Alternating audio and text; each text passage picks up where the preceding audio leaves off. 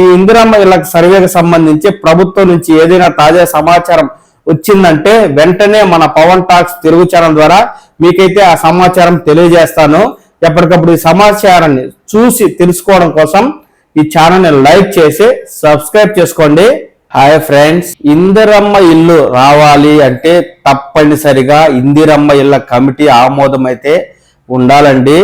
అవునండి, ఇందిరమ్మ ఇళ్ల అర్హులకు సంబంధించి ఎంపిక చేసే బాధ్యత మొత్తం ఈ గ్రామ వార్డుల్లో ఉన్నటువంటి ఇందిరమ్మ కమిటీల మీదే ఆధారపడైతే ఉంది. ప్రస్తుతం ప్రభుత్వం ప్రజాపాలనలో ఇచ్చిన దరఖాస్తుల ఆధారంగా ప్రత్యేకంగా రూపొందించిన మొబైల్ యాప్ లో అయితే ఈ దరఖాస్తుదారుల వివరాలను నమోదు చేస్తూ ఉన్నారు.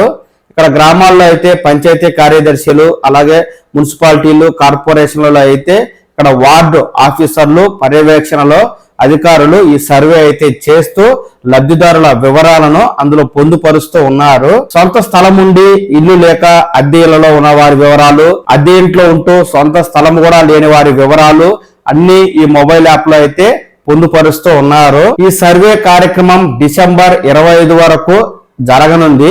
తదనంతరం ఈ యొక్క అర్హుల జాబితా అనేది, అంటే ప్రస్తుతం సర్వే చేస్తున్నారు కదా, ఈ సర్వే చేసినటువంటి వారి వివరాలు గ్రామాల్లోనూ, అలాగే మున్సిపాలిటీలు అయితే వార్డుల వారీగాను, కార్పొరేషన్ లో కూడా వార్డుల వారీగాను జాబితా అనేది విడివడి వస్తుంది. ఈ విడివడినటువంటి జాబితా ఎక్కడికి వెళ్తుందంటే ఇక్కడ గ్రామాల్లో ఇప్పటికే కాంగ్రెస్ ప్రభుత్వం ఏర్పాటు చేసినటువంటి ఇందిరమ్మ ఇళ్ల కమిటీల దగ్గరకైతే ఈ జాబితా వెళుతుంది.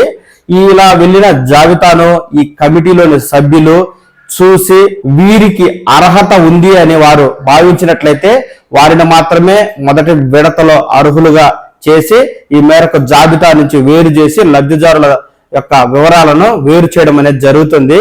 అంటే ఇందిరమ్మ ఇళ్ల కమిటీ సభ్యులు ఇతడు అర్హుడు అంటే అతనికి మాత్రమే వస్తుంది. ఒకవేళ అర్హుడైనప్పటికీ ఇతనికి కాదు అంటే రాదండి. ఈ విషయాన్ని అయితే లబ్ధిదారులు తప్పనిసరిగా గుర్తుపెట్టుకోవాలి. మాకు అన్ని అర్హతలు ఉన్నాయి, స్థలం ఉంది, మాకు రేషన్ కార్డు ఉంది, ఆధార్ కార్డు ఉంది, మాకు ఎటువంటి అదనపు అనర్హతలు లేవు, మేము అర్హులము, మాకు ఇల్లు రావాలి అనుకుంటే కుదరదు. మీకు అన్ని అర్హతలు ఉన్నప్పటికీ ఇందిరమ్మ ఇళ్ల కమిటీ సభ్యులు ఆమోదిస్తే మాత్రమే ఇక్కడ ఇందిరమ్మ ఇల్లు అనేది మంజూరు అవుతుంది.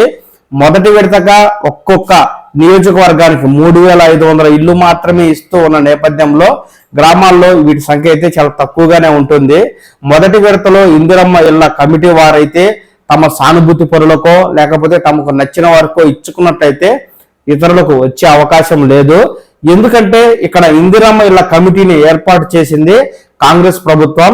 కాంగ్రెస్ పార్టీ కార్యకర్తలనే ఇక్కడ కమిటీలుగా అయితే వేయడం జరిగింది. ఏదైతే ఆంధ్రప్రదేశ్ లో తమ సానుభూతి పరులనే గ్రామ వాలంటీర్లుగా అప్పటి వైసీపీ ప్రభుత్వం నియమించుకుందో, అదే విధంగా ఇక్కడ కాంగ్రెస్ సానుభూతి పరులు కార్యకర్తలనే గ్రామాలు, మున్సిపాలిటీలు, కార్పొరేషన్లలో ఇక్కడ ఇందిరమ్మ ఇళ్ల కమిటీల పేరుతో అయితే వారిని చేర్చుకోవడం జరిగింది.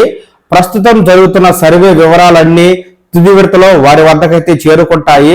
గ్రామాలు, మున్సిపాలిటీలు, కార్పొరేషన్లలో ఉన్నటువంటి ఈ కమిటీలు ఆ యొక్క జాబితాను పరిశీలించి ఎవరు అర్హులు ఎవరు అనర్హులు అనే విషయమై వారైతే ఒక జాబితాను రూపొందిస్తారు.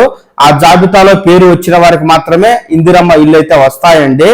అయితే ఇక్కడ కాంగ్రెస్ వారు కాబట్టి కాంగ్రెస్ సానుభూతి పరులకు మాత్రమే ఇచ్చి ఇతరులకు ఇవ్వకుండా ఉండినట్లయితే ఇందిరమ్మ ఇళ్ల ఎంపికపై విమర్శలు కూడా వచ్చే అవకాశం లేకపోలేదు. చూద్దాం, ఇందిరమ్మ ఇళ్ల కమిటీలు ఇక్కడ నిజమైన అర్హులనే లబ్ధిదారులుగా ఎంపిక చేస్తారా, లేకపోతే తమ సానుభూతి పరులు, తమకు తెలిసిన వారు ఇక్కడ పింఛన్లలో గోల్మాల్ జరిగినట్లు, అంటే తమకు తెలిసిన వారికి పింఛన్లు రికమెండేషన్ చేయడం, అనర్హులైన పింఛన్లు ఇప్పించడం ఏదైతే జరిగిందో, ఇక్కడ 3 లక్షల మంది పింఛన్లలో అనర్హులు ఉన్నారని సీఎం రేవంత్ రెడ్డి గారు అయితే ప్రకటించున్నారు. అదే విధంగా అనర్హులకు కూడా ఇక్కడ ఇందిరమ్మ ఇల్లు ఏమైనా ఇస్తారా, ఒకవేళ అర్హులే అయినప్పటికీ ఇక్కడ తమ సొంత సానుభూతి పరులకు, తమ బంధువులకి ఏమైనా ఇచ్చుకునే అవకాశం ఉందా అనేది మాత్రం మనకు జనవరి 5వ తేదీ పైన మాత్రమే తెలియనుంది. ఎందుకంటే డిసెంబర్ 25వ తేదీ ఈ సర్వే ముగిసి ఈ లిస్ట్ అనేది ఇక్కడ ఇందిరమ్మ ఇళ్ల కమిటీలకు వెళ్తుంది. ఆ తర్వాత వారు జనవరి 5 లేదా 6వ తేదీల్లో ఈ జాబితాను అయితే వారు రూపొందించి ప్రభుత్వానికి పంపిస్తారు. ఆ తర్వాత ప్రభుత్వం అయితే వాటికి ఆమోద ముద్ర వేసి లబ్ధిదారులకు మొదటి విడతగా ₹1,00,000 నిధులను అయితే విడుదల చేస్తుంది. కాబట్టి ఈ ఇందిరమ్మ ఇళ్ల సర్వే అయితే జరుగుతూ ఉంది. తప్పులు తడకగా జరుగుతుంది. సర్వర్ పనిచేయకపోవడం, సిగ్నల్ రాకపోవడం, మొబైల్ యాప్ లో ఫోటోలు తీసి అప్లోడ్ చేస్తుంటే అప్లోడ్ అవ్వకపోవడం తదితర చికాకుల కారణంగా సర్వే అనేది చాలా స్లోగా నిదానంగా జరుగుతోంది. చాలా మంది లబ్ధిదారులు తమ వివరాలను సరిగా పొందుపరచలేదని, తమ వివరాలను యాడ్ చేయకుండా అధికారులు నిర్లక్ష్యం చేస్తున్నారని వాపోతున్నారు. ఇందుకు గాను జిల్లాల వారీగా కలెక్టరేట్ లో ప్రత్యేకంగా టోల్ ఫ్రీ నెంబర్ ని కూడా అయితే ఏర్పాటు చేశారు. ఎవరికైనా అభ్యంతరాలు ఉన్నట్టయితే ఈ టోల్ ఫ్రీ నెంబర్ కి ఫోన్ చేసి కంప్లైంట్ చేయవచ్చు అంటూ కూడా కలెక్టర్ గారు అయితే చెప్తున్నారు. ఈ నేపథ్యంలో ఇన్ని చేసి ఈ జాబితా ప్రభుత్వ అధికారులు కాకుండా కాంగ్రెస్ ప్రభుత్వం ఏర్పాటు చేసిన ఇందిరమ్మ ఇళ్ల కమిటీల చేతిలో పడి ఏ విధంగా తయారవుతుంది, నిజమైన లబ్ధిదారులకే అందుతుందా లేదా, లేకపోతే ఇక్కడ కాంగ్రెస్ సానుభూతి పరులకే ఇచ్చారనే విమర్శలు వస్తాయా, ఏమవుతుంది తదితర పూర్తి సమాచారం మాత్రం మనకు జనవరి 5-6 తేదీల్లో మాత్రమే తెలియనుందండి. ఈ ఇందిరమ్మ ఇళ్ల సర్వేకి సంబంధించి ప్రభుత్వం నుంచి ఏదైనా తాజా సమాచారం వచ్చిందంటే వెంటనే మన పవన్ టాక్స్ తెలుగు ఛానల్ ద్వారా మీకైతే ఆ సమాచారం తెలియజేస్తాను. ఎప్పటికప్పుడు ఈ సమాచారాన్ని చూసి తెలుసుకోవడం కోసం ఈ ఛానల్ని లైక్ చేసి సబ్స్క్రైబ్ చేసుకోండి. నమస్కారం.